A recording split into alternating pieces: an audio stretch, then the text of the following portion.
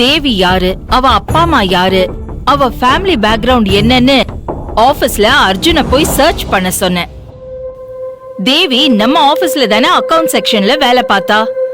அப்போ அவ ஜாயின் பண்ணப்போ ஜாயினிங் ரிப்போர்ட்ல அவளை பத்தி அவ ஃபேமிலிய பத்தி டீடைல்ஸ் எல்லாமே கான்டாக்ட் நம்பரோட இருக்கணும்ல.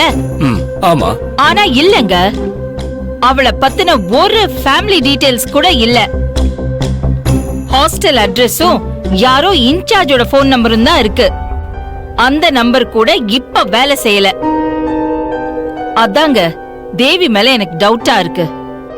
ஏதோ ஒரு சதி திட்டத்தோட தான் அவ நம்ம ஆபீஸ்லயே சேர்ந்திருக்கா. அபி கூட பழகி இருக்கா. வேலையை விட்டதும் அவ ஜாயினிங் ரிப்போர்ட்டையும் மாத்தி வச்சுட்டு போயிட்டா. அவ நோக்கம் என்ன? அவ ஏன் இப்படி எல்லாம் பண்றா? அதாங்க தெரியல. யோசிச்சிட்டு இருக்கேன்.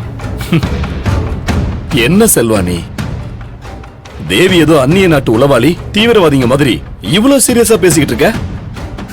அவ நம்ம வீட்டு மருமக. அபியோட குழந்தைய வயித்துல சுமக்கிறா. அவ ஒரு அப்பாவிமா. வாய மூடுங்க.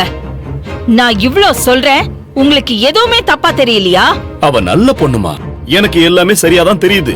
ஆமாங்க, உங்களுக்கு எல்லாமே சரியா தான் தெரியும். எல்லாரையும் நம்புவீங்க. இப்படி நம்பி நம்பிதான் எல்லாம் சரியா இருக்குன்னு நினைச்சுதான் எல்லாத்தையும் தோத்துட்டு தற்கொலை பண்ணிட்டு சாகலான்னு நீங்க போனீங்க. உங்களுக்கு கொஞ்சம் கூட பொறுப்பு கிடையாது. உலகம் தெரியாது. நல்லவங்க யாரு கெட்டவங்க யாருன்னு பிரிச்சு பார்க்க கூட தெரியாதுங்க. You are a zero. இருக்கலாமா, நான் பூஜ்ஜியமாவே இருக்கலாம். அதனாலதான் எல்லாரையும் நம்பி எல்லார் கூடயும் சுலபமா கூட்டு சேர முடியுது. நான் இப்போ உங்க லெக்சர் எல்லாம் கேக்குற மூட்ல இல்ல. தயவு செஞ்சு போயிடுங்க. தேவி பாவம்மா. Shut up. ஓவரா அவ மேல இறக்கப்படாதீங்க. அவ சரியான தில்லுமுல்லுக்காரி. இல்லனா அப்பா அம்மா பேரை கூட ஏன் மறைக்கணும்? இறக்கமும் சரி உறக்கமும் சரி எப்பவும் அளவா தாங்க இருக்கணும். அதிகமா உறங்குனா சோம்பேறி, அதிகமா இறக்கப்பட்டா ஏமாளி. இது கூட உங்களுக்கு தெரியாது. இதான் சொல்லிட போறேன். தயவு செஞ்சு போயிடுங்க. செல்வா, நீ என்கிட்ட கம்பெனிய வாங்கி வெற்றிகரமா உருவாக்குன. உன் சாம்ராஜ்யத்தை உருவாக்குனப்போ உனக்கு இளமை இருந்தது, வயசு இருந்தது, ரத்தம் கூட சூடா இருந்தது. ஆனா இப்போ பல வருஷம் கடந்து போச்சு. இதுக்கு மேல நிதானமும் பொறுமையும் அவசியம். தயவு செஞ்சு எல்லாத்தையும் பிசினஸா பார்க்காத. தேவி நம்ம வீட்டு மருமக. அபி அவ மேல உயிரே வச்சிருக்காமா. முதல்ல அதை ஞாபகம் வச்சுக்கிட்டு பேசு. வாய மூடிட்டு போங்கன்னு சொல்றேன்ல. யாரை எப்படி பார்க்கணும்னு நீங்க எனக்கு சொல்லி கொடுக்காதீங்க. Selvanayagi knows everything. நீங்க எனக்கு கத்து கொடுக்காதீங்க. என்ன கொஞ்சம் தனிமையில நிம்மதியா இருக்க விடுங்க. தயவு செஞ்சு போங்க.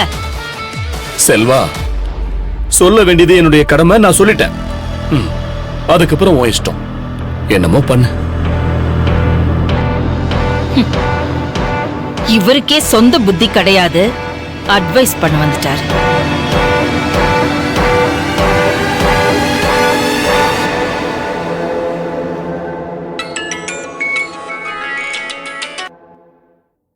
சொல்லுங்க மேடம். நிஷா, ரொம்ப தேங்க்ஸ். இன்னைக்கு நீ செஞ்சது பெரிய ஹெல்ப். எது மேடம்? அந்த தேவி மேடம் ஃபைல மாத்தி கொடுத்தனே, அத பத்தி சொல்றீங்களா? ஆமா, நான் சொன்ன மாதிரியே தேவியோட ஜாயினிங் ரிப்போர்ட், பயோடேட்டா எல்லாத்தையும் எடுத்துட்டு நான் அனுப்பின பேப்பரை அந்த ஃபைல்ல வச்சு கொடுத்தியே. நீ ஒரு பொண்ணோட வாழ்க்கையே காப்பாத்திருக்க. உனக்கு நான் எப்படி நன்றி சொல்றதுன்னு எனக்கு தெரியல. அதுதான் ஏற்கனவே நன்றி சொல்லிட்டீங்களே மேடம். நான் சொன்ன ஒரு பொய்க்காக அர்ஜுன் சார் என்ன டிபார்ட்மெண்ட் மாத்திட்டாரு. ஆனா இவ திறமையான பொண்ணுன்னு நீங்க ரெக்கமெண்ட் பண்ண பிறகுதான் மறுபடியும் என்ன அக்கவுண்ட் செக்ஷன்ல போட்டு சேலரியும் ஏத்தி கொடுத்தாரு. நான் தான் உங்களுக்கு கடமைப்பட்டிருக்கேன் மேடம். தேவியோட ஒரிஜினல் ரெக்கார்ட்ஸ்? பயப்படாதீங்க மேடம், எல்லாத்தையும் டோட்டலா எரிச்சு சாம்பல் ஆக்கிட்டேன்.